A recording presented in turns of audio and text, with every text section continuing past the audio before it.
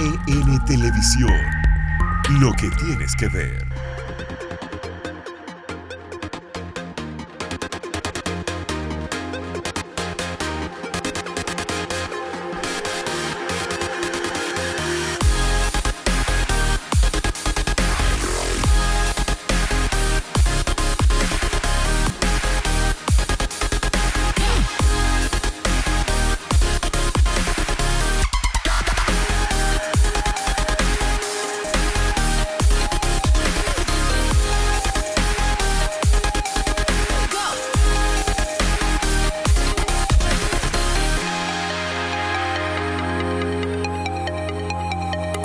Despierta, consumidor, despierta, porque en este día tenemos un programa muy interesante.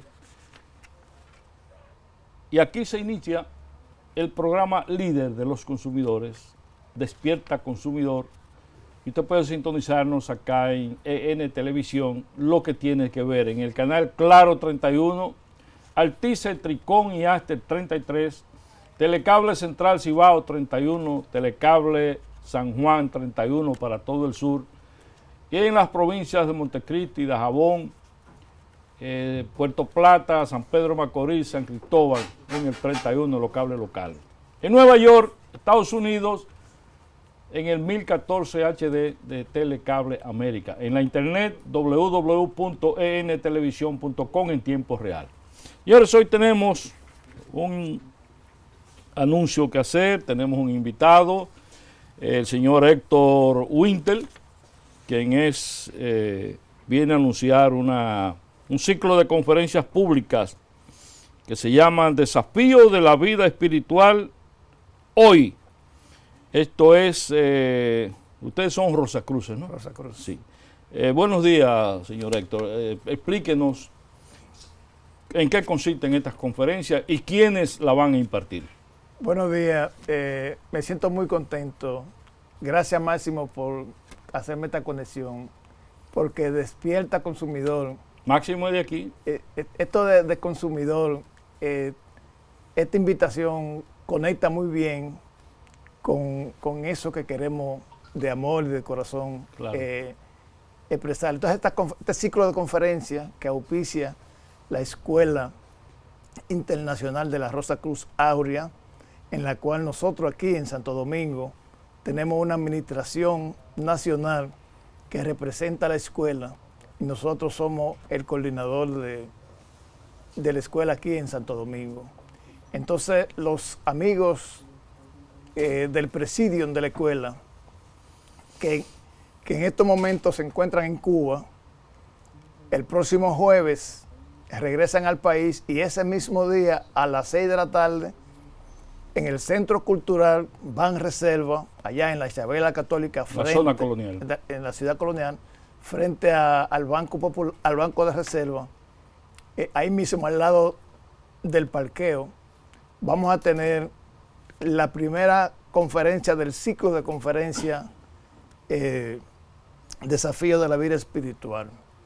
Y la primera conferencia, que va a comenzar a las 6 de la tarde del jueves, es la conciencia ante el misterio de la existencia. Ese es el tema de esa conferencia. Luego, a las 7 de la noche de ese mismo día, una hora más tarde, comenzamos con la segunda conferencia del ciclo de conferencias públicas, y esta se titula La existencia ante el misterio de la conciencia. De manera que en el jueves vamos a tener esas dos conferencias y al otro día, viernes, a las 5 de la tarde, en el mismo lugar, vamos a concluir con la última conferencia del ciclo, que se llama Femenino y Masculino como artífice de la creación espiritual. De manera que esa es en ese ciclo de conferencia, que es una de la introducción que hace esta escuela, mandando los mensajes a la humanidad. Son conferencias espirituales, existencialistas, ¿no? Exacto. O sea, para la escuela espiritual de la Rosa Cruz Áurea, entiende que los seres humanos tenemos la posibilidad de conectar con la originalidad de la espiritualidad, con aquello que antaño han vivido, como todos esos grandes maestros que vivieron una vida espiritual. Nosotros en el aquí y en el ahora podemos, cada ser humano tiene esa posibilidad.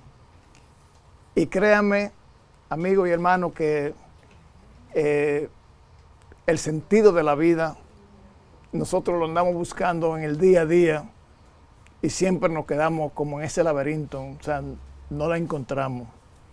Desde que yo encontré esta escuela hace 20 años, particularmente me siento bien, porque aquí he podido encontrar la explicación del sentido de la vida. Ok. ¿Qué presencia tienen los Rosacruces aquí en República Dominicana y desde qué año están en el país? La Rosacruz, aquí la Rosacruz Amor tiene muchísimos tiempo funcionando y opera aquí, hay una Rosacruz. Ahora, esta tuvo un desprendimiento hará casi 100 años y formó la escuela Rosacruz Áurea. Esos fueron dos amigos que allá en Holanda fundaron la escuela. Ya tienen 100 años. Van a tener 100 años. Okay. ¿Y aquí en el país? Aquí en el país tiene como 21 o 22 años. Ok. O sea, ¿qué tipo de presencia, qué tipo de actividad hacen ustedes acá en el país? Aquí nosotros... Porque no se siente. Sí. Bueno, el asunto... ¿O es que son un poco subterráneos? No, lo que pasa es que no somos... O sea, nos manejamos con los recursos, son en función de eso. Y además, todas las existencias de escuelas, religiones y eso, le dicen a los feligreses, a los que asisten a esas escuelas, que esto es, le ponen epíteto, que este tipo de escuelas son diabólicas. Sí. De alguna manera quieren decir, y entonces los ciudadanos que siguen esas iglesias respetan eso. Sí. Pero esto, yo quiero decir, aprovechar aquí este espacio, que esto es lo mejor que le puede suceder. El asunto es que esta escuela no tiene maestro, no tiene sacerdote, no tiene pastores. Esta es una información que esta escuela está diseñada para dar la información a cada ser humano para que él mismo haga su transformación. ¿Usted qué la dirige acá? Aquí nosotros coordinamos la escuela, pero el mensaje es simplemente una guía de información. No nos creemos un maestro de nada, sí, sino que la información, así como están en los libros de la escuela, va orientada a cada ser humano. Su estado de conciencia le tocará y en función de eso, pues puede ser que ayude. En sentido general, yo digo que esta es una escuela de sabios. Bien.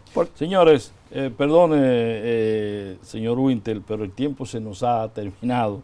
Hemos estado con el señor Héctor Winter, quien nos ha anunciado un ciclo de conferencias el jueves 13 de septiembre del 2018, a partir de una a las 6 de la tarde y otra a las 7 de la noche, del viernes 14 de septiembre.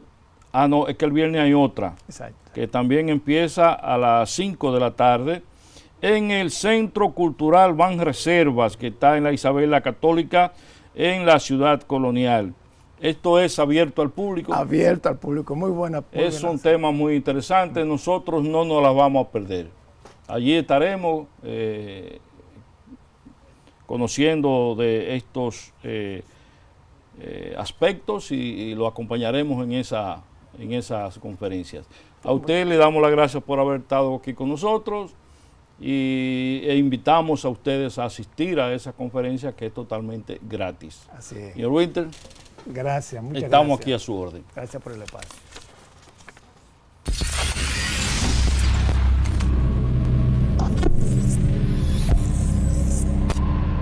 Despierta Consumidor.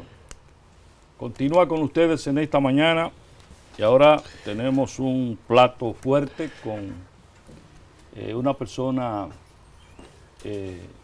amiga nuestra de muchos años y que es una figura pública con un amplio pasar por la vida, porque ha estado en muchísimas actividades. Es graduado en licenciatura en física en la Universidad Autónoma de Santo Domingo, posteriormente en economía en el Instituto Tecnológico de Santo Domingo, donde se graduó magna cum laude. Fue profesor de diversas universidades como UNIBE, liceo como el Mauricio Báez. Además ocupó posiciones públicas como diputado en 1990, director de Autoridad Portuaria en 1999, director del Infotep en el 2004, ministro de Industria y Comercio 2007 y ministro de Educación 2008. Fue secretario general de la Asociación Dominicana de Profesores, ADP, en el periodo 95-99, logrando varias reivindicaciones para el sector magisterial dominicano. Es miembro del Comité Central del Partido de la Liberación Dominicana y presidente del FUNPEN, organización que lanzó el primer ranking de escuelas y colegios en la República Dominicana. Estuvo al frente del MINER, el Ministerio de Educación, desde el 16 de agosto de 2008 hasta el 1 de marzo de 2011 y es un militante del PLD. Nos referimos a Melanio Paredes, con este amplio pasar por la vida política, por la educación, es un maestro. Nosotros nos enorgullece que esté aquí con nosotros en este día para que hablemos de educación y también de política, porque él es político. O sea, cuando uno es político no puede sustraerse a estas cosas. Bienvenido, señor Melanio. Gracias por la invitación y compartir tu amistad. Gracias. Nosotros tenemos varios temas sobre educación. Fundamentalmente vamos a empezar por el déficit de la calidad de la educación en República Dominicana, que usted conoce bastante bien. Es un tema muy debatido, muy socorrido, pero que en muchas ocasiones hablamos de él sin el agarre, sin abordar los temas esenciales que nos permitan ver en qué lugar estamos y qué es lo que perseguimos cuando hablamos de calidad de la educación. Hace unos años, a la final de la década de los 90, Jacques Delors, un francés, fue comisionado para coordinar una comisión europea y plantearse un examen exhaustivo y prospectivo de la educación. Hubo otro gran pensador contemporáneo que a principios del siglo para la UNESCO trabajó con los 7 saberes del futuro. Y me refiero al creador del pensamiento complejo y la ciencia de la complejidad, también francés. Ahora se me escapa el nombre, pero más adelante volveremos sobre él. Pero, ¿qué quiero significar con estos dos aportes importantes de pensadores contemporáneos y que a principios del siglo ya perfilaban hacia futuro cuáles eran los desafíos de la educación? No solamente para sus países, sino también para el mundo en sentido global. Jacques Delors trabajó y definieron lo que ellos llamaron los 4 pilares de la educación. Sí. Y esos 4 pilares comenzaban por aprender a conocer la necesidad que tenía el hombre, el ser humano, hombre o mujer, de estar abierto, de desaprender de prácticas y de tradiciones para poder aprender el nuevo conocimiento y sobre todo estar presto a la innovación, que es importante. Entonces, en ese aprender a conocer se circunscribía a ver cómo es que el niño, la niña, comienza a entrar en contacto con los saberes, con unos aprendizajes que le van a ser importantes para toda su vida. Sí. Y digamos que ese era el primero de esos 4 pilares, aprender a conocer, que también se le conoce como aprender a aprender. Aprender a aprender. Bien, ahí está el tema de la lectura comprensiva, del pensamiento lógico, y se trata de el esfuerzo de las matemáticas y demás. Los 3 pilares siguientes son fundamentales porque de alguna manera van conformando a la personalidad del individuo a lo largo de su escolaridad. Estos son aprender a ser, aprender a convivir y aprender a hacer. Fíjate lo importante. Ser, convivir y hacer. Y hacer. Pero primero aprender a aprender. Sí. O sea, para poder agotar los demás aprendizajes, pilares fundamentales, tú tenías primero que tener las herramientas de aprender a aprender.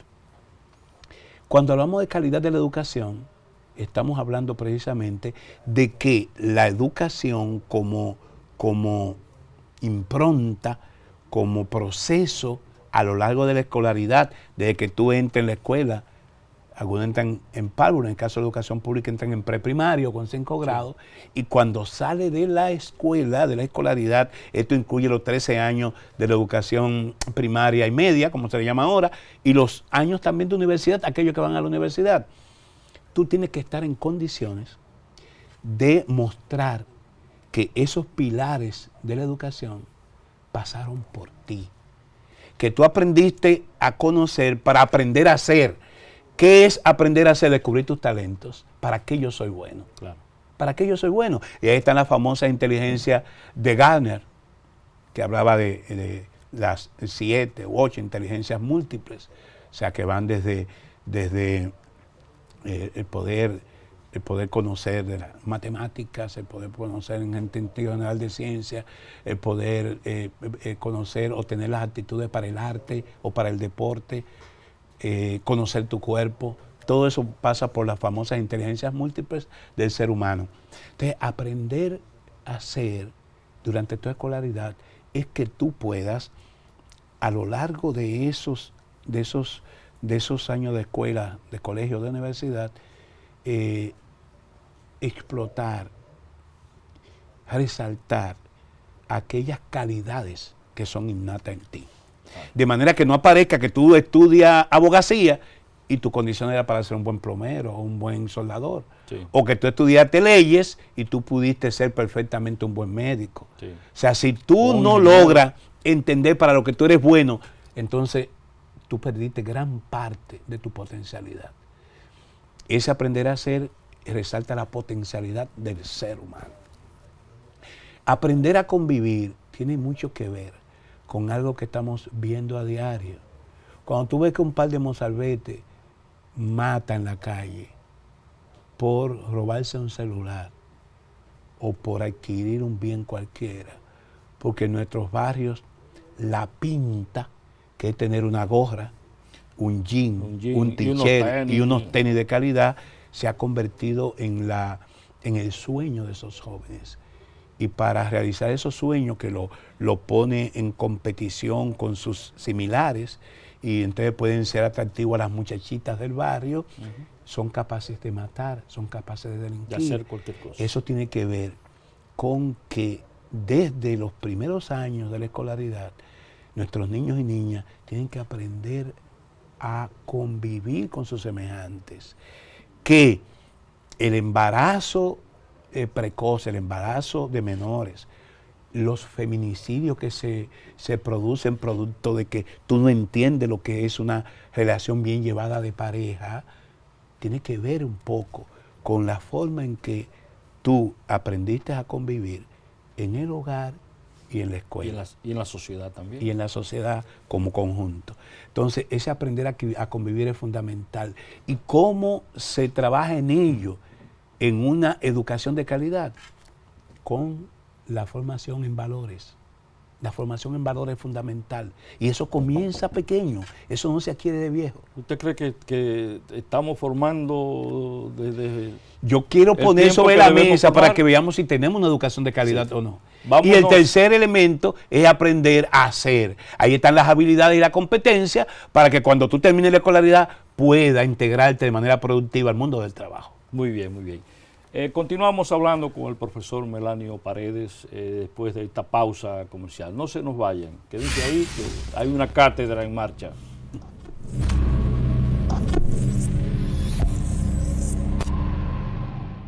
Despierta Consumidor continúa en esta mañana y hoy tenemos una cátedra que nos está impartiendo el profesor Melanio Paredes. Profesor, vamos a continuar con el tema, que usted pueda seguirlo desarrollando como usted lo tenía. Efectivamente. En la primera parte te hablaba de otro gran pensador que fue quien para la UNESCO escribió sobre los 7 saberes de la educación, de los saberes del futuro. Y me refiero a Edgar Morin, o Morin, también francés, ¿no? Contemporáneo, ya muy entrado en edad, pero es el hombre que planteó el tema de que vivimos el mundo de las incertezas, el mundo de las incertidumbres.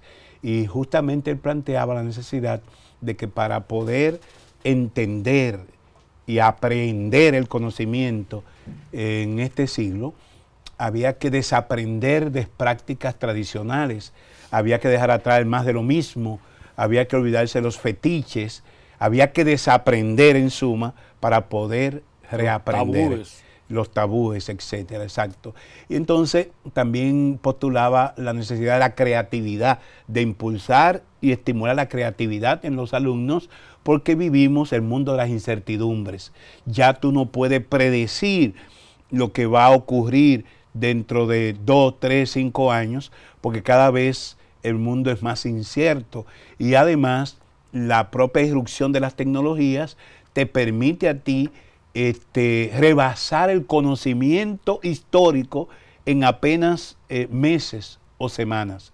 Se ha dicho incluso que el acervo de conocimiento universal, que antes pasaba 150 años, en principio 50 años, para renovarse o para quedar, digamos, en desuso, ya para el año 2020, apenas en meses, mucho conocimiento que hoy lo damos como válidos, quedarán en desuso. ¿Por qué? Porque la propia posibilidad de escanear el cerebro, las investigaciones sobre el genoma humano, los avances en neurociencia, en neurolingüística, nos plantea nuevos desafíos. Entonces, esa es la educación que tenemos hoy. Y hago todo este preámbulo para que entendamos que la calidad de la educación no es algo que está a la mano, no es una panacea, que estemos seguros de que estamos ya trabajando en nuestras escuelas con un servicio educativo de calidad. No, la calidad de la educación es una utopía, es una búsqueda permanente, es aquella lógica de Piaget del ensayo-error. Es decir, buscamos prácticas, ensayamos prácticas y vamos abandonando aquellas que no sean efectivas, pero en el camino vamos haciendo aportes importantes, vamos descubriendo elementos importantes que nos lleva a que la educación cumpla con los fines para lo que realmente ha sido concebida, y es que el ser humano, el niño, la niña, el adolescente, el joven, pueda perfectamente incorporar lo que le transmite, lo que aprende, lo que le comunica sus años de escolaridad, e incorporarlo como proyecto de vida, para que sea una vida productiva, una vida sana, una vida lejos de caer en los tentáculos de la violencia, del vicio y de las inconductas. Yo pienso que en ese tenor todavía tenemos que trabajar mucho en la escuela dominicana. Recientemente se conoció un estudio internacional de educación cívica que nos coloca en una posición muy incómoda. Desastrosa. Durante mi gestión, en el año 2009, pasamos por ese estudio y yo recuerdo que lo asumí con entereza y decía en mis intervenciones y en mi contacto con los profesores que conforme ese estudio de educación cívica del año 2008-2009 reflejaba que nuestras escuelas eran altamente afectivas, pero lamentablemente inefectivas. Es decir, el clima escolar en ese entonces era muy loable, era excelente. El clima de relación entre alumnos, maestros, familias, y por ello yo decía que había un gran nivel de afectividad. Sin embargo, el propio estudio reflejaba que había mucha inefectividad en términos de lo que la escuela le entregaba, como O sea, que estaba algo fallando en la educación. fallando en los objetivos específicos y concretos que persigue toda educación, que es enfrentarse con estas dimensiones que hemos visto: el aprender a ser, el aprender a convivir y el aprender a hacer. Hoy el ministro ha tomado con mucha fuerza el tema del currículum por competencias, que yo soy del criterio de que no es nada nuevo. Ya nosotros comenzamos a ensayar durante mi gestión las competencias humanas y nos planteábamos unos indicadores que son claves para poder establecer si una educación es de calidad o no. En todo en la vida. ¿Cuáles son esos indicadores, profesor? En todo en la vida, tú tienes que decir, si yo hago algo, ¿cómo yo puedo darme cuenta que estoy tributando efectivamente? ¿Cómo yo estoy retornando beneficio a eso que hago? Bueno, en materia educativa, los indicadores que conocemos, los más tradicionales, son los resultados de pruebas. Y precisamente en el año 2011, al salir del ministerio, nosotros creamos lo que denominamos la clasificación de centros educativos, que nos daba un ranking escolar. Con esto pretendíamos entregar a la comunidad, a la comunidad educativa, informaciones sobre el desempeño de nuestras escuelas conforme los resultados de pruebas nacionales. Okay. Porque era lo único que teníamos a mano. O sea, ¿ustedes se dedican a hacer estudios sobre esto? La fundación, a evaluar, sí, y dar a conocer eso. Correcto. La Fundación Pensar y Crecer, que creamos, trabaja fundamentalmente dos dimensiones: el tema de la calidad de la educación y el tema de los recursos naturales y medio ambiente. En el caso de la educación, nos dedicamos a estudiar los resultados de las pruebas nacionales de manera histórica.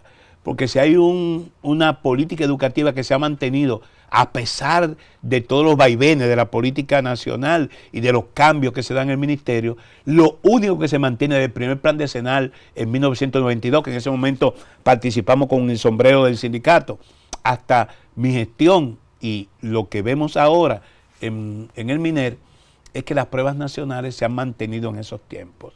Yo llegué a decir, inclusive en uno de los informes de esos rankings, el del 2015, que ya las pruebas nacionales eran innecesarias. ¿Por qué?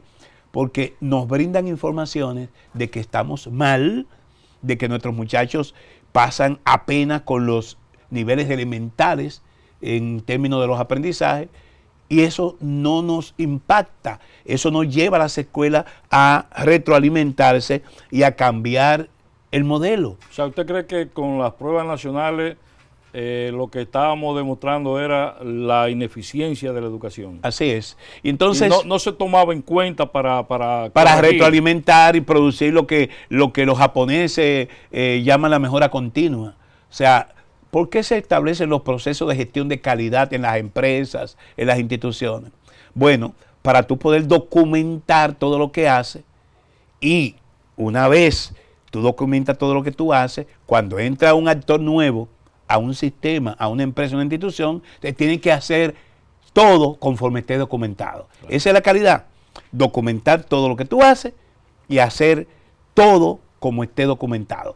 Pero eso te permite a ti en el proceso, porque hay insumo, hay proceso y hay producto.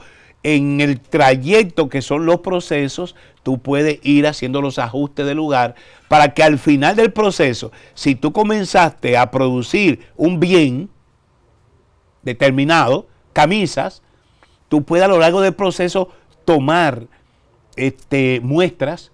Si algo está fallando, hacer los ajustes del lugar para que al final tú tengas la camisa con los botones, con la costura, con todo correctamente como debe estar. En términos humanos, en términos de un proceso como el educativo, en que no podemos asimilarlo a la producción de bienes materiales, pero sí tú puedes en el proceso ir haciendo los ajustes del lugar para que al final podamos entregar a la sociedad a un joven bien formado y que tenga capacidad de integrarse a la sociedad para beneficio propio y beneficio en general de la nación. Profesor, ¿a qué se deben esas fallas en la educación? ¿Se debe al material humano? ¿Se debe a políticas educativas? ¿Se debe a los textos escolares? ¿A qué se debe? ¿A qué le atribuye usted? Hay de todo en las viñas del Señor, como dicen. Por eso es importante los indicadores. Yo formo parte de la plenaria general del Pacto Educativo, que el presidente Danilo Medina auspició en abril del 2014, lo firmamos, con un horizonte de hasta el 2030, de manera que ese pacto pudiera implicar unas 5 o 6 administraciones de gobierno. ¿Y de qué se trataba? De que las políticas educativas se convirtieran, más que en políticas de gobierno, en políticas de Estado, que hubiera continuidad en el tiempo. Entonces, en el marco de esa plenaria general del Pacto Educativo, yo he estado abogando, conjuntamente con otros actores, para que se cree un sistema de indicadores, lo que hablábamos ahora. Okay. O sea, que podamos establecer cuáles son los indicadores que nos permitan a nosotros ver si el 4% de inversión educativa que comenzamos a aplicar en el 2013 y que por 6º año consecutivo los gobiernos del presidente Medina lo han ejecutado, si están rindiendo un impacto favorable, si están contribuyendo a cambiar lo que ocurre en nuestras escuelas, si al final pudiéramos tener una conducta observable y medible en nuestros alumnos, que no sea solamente las pruebas, porque las pruebas son de un momento determinado y hay quienes cuestionan esas pruebas objetivas que no dicen todo lo que tienen que decir sobre ese producto educativo. Entonces, sin ese sistema de indicadores, nosotros seríamos incapaces de poder ver cuáles son los impactos que se están dando. Ahora, ¿cuál es el último resultado sobre el cual yo pienso que tenemos que trabajar y que en el caso de mi fundación pretendemos reorientar el ranking el próximo año con esos resultados? El año pasado, el año 2017, el Ministerio de Educación aplicó las pruebas censales y diagnósticas a los alumnos de 3er grado de primaria. Esas pruebas diagnósticas pretenden ver cuál es el desempeño de los niños y niñas en lenguaje, en matemáticas. Y al mismo tiempo ver en qué medida el currículum, el nuevo currículum que se aplica en las escuelas y que es un currículum por competencia, está impactando el aprendizaje de esos muchachos. Esas pruebas no dieron resultados favorables. Se repitieron resultados muy precarios, muy pobres. Hay 3 niveles que mide la prueba. Es un nivel elemental, es un nivel aceptable y es un nivel satisfactorio. El nivel satisfactorio, apenas el 12% de todos los alumnos de 3er grado de primaria dieron ese resultado. El 12%. El 12%. El 50% de los alumnos están en el nivel elemental y que refiere tanto los indicadores de aprendizaje en matemáticas y en lenguaje, que refleja que los alumnos solamente dominan algunos elementos de cursos anteriores, no del curso que están cursando. Este año se aplicaron las pruebas diagnósticas de 6º grado. Entonces, para mí es fundamental que examinemos, que nos detengamos a ver qué nos dicen esos resultados y podamos establecer indicadores que tienen que ver con la formación de los docentes, con el tipo de materiales educativos, textos, computadoras, etcétera, que manejan las escuelas, con la participación de las familias en el proceso de aprendizaje de sus niños, con el papel de los gestores, cuál es el aporte que hacen los técnicos que desde los distritos educativos regionales deben acompañar al docente en su práctica diaria y asesorarle y orientarle para que puedan mejorarla. Y en definitiva, cómo está impactando en la escuela, que es donde se gana o se pide la batalla por aprender, claro, las políticas educativas, las políticas públicas. Sin eso estamos perdidos, porque para tú acometer la solución de un problema, tienes que conocer el problema. Dicen que conocer el problema te da el 50% de su solución. Si somos incapaces de determinar dónde están los fallos que arrojan esos resultados tan deprimentes, entonces no estamos en capacidad de poder acometer y darle solución al problema. Profesor, que hablar con usted es recibir una cátedra, porque usted maneja estos temas de alta importancia, pero también usted es el político. ¿Usted aspira a alguna posición electiva ahora en las próximas elecciones? Mi fundamental aspiración, conjuntamente con un equipo, un espacio de hombres y mujeres que van desde fundadores del partido, yo fui fundador, muy jovencito por cierto, y otros que han venido en la nueva generación de PLDistas, hijos de PLDistas, u otros que han sido impactados por las acciones de nuestros gobiernos, estamos apostando a que el Partido de la Liberación Dominicana recupere la legalidad y la institucionalidad que ha perdido en los últimos años. Para mí, las aspiraciones individuales pasan... ¿Usted cree que hay que remediar la casa dentro del PLD? Naturalmente. Para mí, las aspiraciones individuales que han carcomido la estructura orgánica y el funcionamiento del PLD tiene que ser retomado. El partido que funcione como organismo, no como proyectos individuales. Para mí, las aspiraciones del presidente Fernández, de Reinaldo Pared, de Amarante Baret, de todos los que han estado lidiando, Manuel Crespo, etcétera, etcétera, por una postulación presidencial, son legítimas, solo que son fuera de tiempo. Antes que tener candidatos, tenemos que tener partido, que es quien sustenta las candidaturas.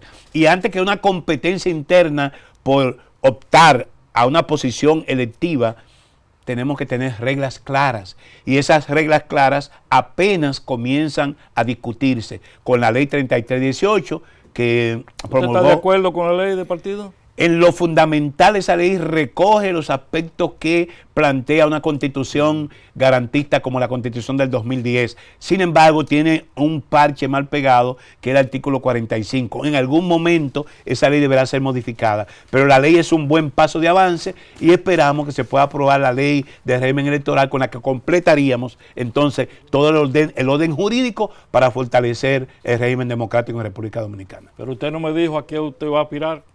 En el 19 estaremos definiendo esas aspiraciones. Por el momento aspiramos a tener partido y a tener reglas claras. Muy bien. Señores, hemos conversado en esta mañana con el profesor Melanio Paredes, quien realmente es un maestro, y además con el político. Nos sentimos muy bien con esta conversación. Espero que ustedes hayan sacado lo mejor de ella.